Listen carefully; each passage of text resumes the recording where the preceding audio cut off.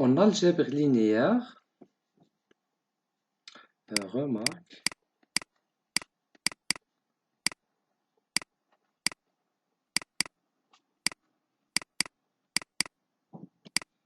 en algèbre linéaire, cette expression nous rappelle la notion de valeur propre.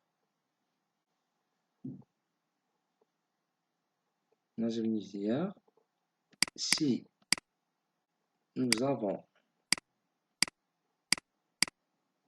une matrice A, bien sûr carré, alors on peut calculer ses valeurs propres par ses valeurs propres sont calculées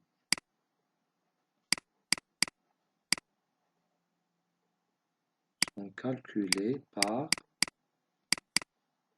déterminant de lambda I moins A égale à 0. Donc vous voyez bien que nous avons la même structure. Pour des systèmes, nous avons SI moins A égale à 0. Et pour les valeurs propres, on utilise lambda I moins A égale à 0. Donc nous avons la même formule. C'est pour cette raison, à partir de maintenant, pour les systèmes dynamiques, on peut utiliser la notation de lambda.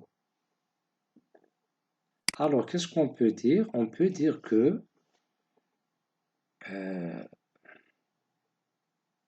noter, on peut dire que alors ou par conséquent,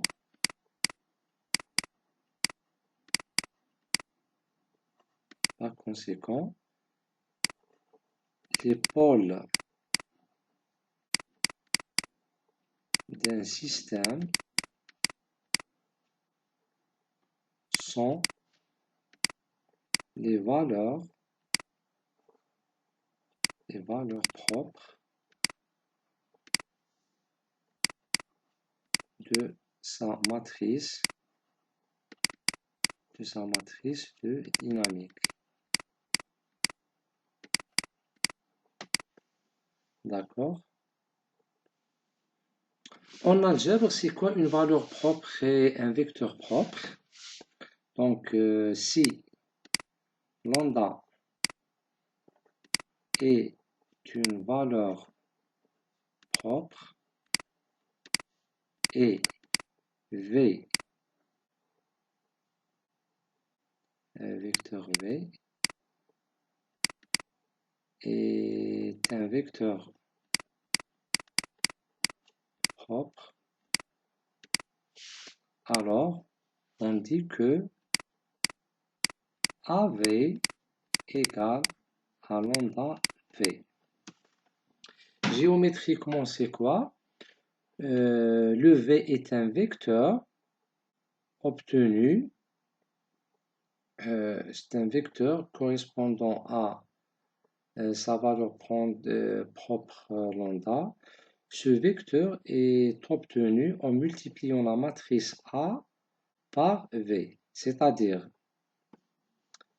si vous avez par exemple un vecteur V ici, un vecteur propre c'est quoi? C'est un vecteur que lorsqu'on le multiplie par la matrice A, on va obtenir le vecteur AV.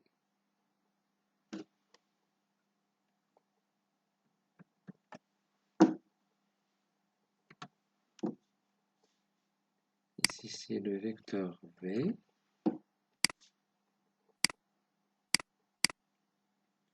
Ce vecteur-là, le V, lorsqu'on le multiplie par A, on va obtenir le vecteur AV. Bien sûr, sur le même support.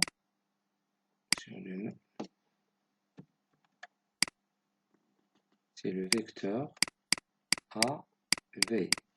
Qu'ils ont V et AV auront le même support qui est égal à, puisqu'ils ont le même support, donc AV c'est lambda V. D'accord? Mais lorsque le vecteur n'est pas, et lorsqu'on utilise un autre vecteur qui n'est pas un vecteur propre, par exemple ce vecteur-là, W, dans ce cas, par exemple, le A fois W va être un vecteur qui n'a pas le même support que W. Dans ce cas, nous avons AW. D'accord?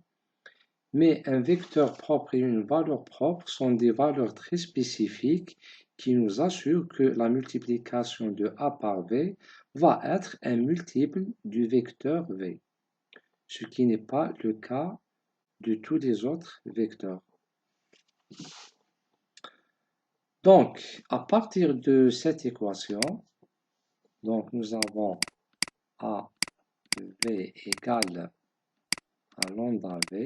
Cela veut dire que si je prends ce terme à l'autre côté de l'équation, donc A ou l'inverse, je vais faire l'inverse. Donc on va voir lambda V moins AV égale à 0. Et lorsque je prends le V en facteur commun, donc j'aurai un lambda I moins A multiplié par V égale à 0. Ce produit-là est équivalent à dire que les colonnes de la matrice lambda I, les colonnes de lambda I moins A sont, les colonnes de lambda I moins A sont linéairement dépendantes.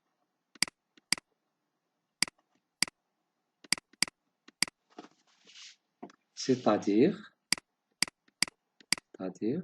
le déterminant de lambda I moins A égale à 0. D'accord? Parce que les colonnes de A sont dépendantes par cette équation.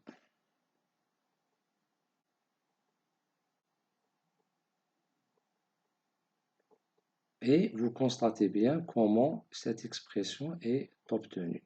Donc, toujours, lorsque vous aurez un système donné dans sa représentation d'état, alors pour calculer ces pôles, on utilise cette forme. D'accord? C'est-à-dire, en résumé,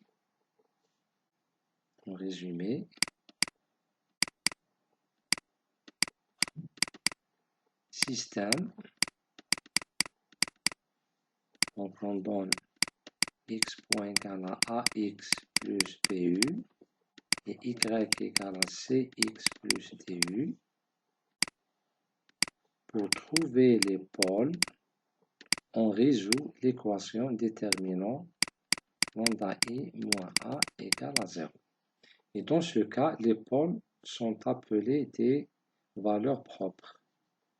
Dans ce cas, donc, ici, les pôles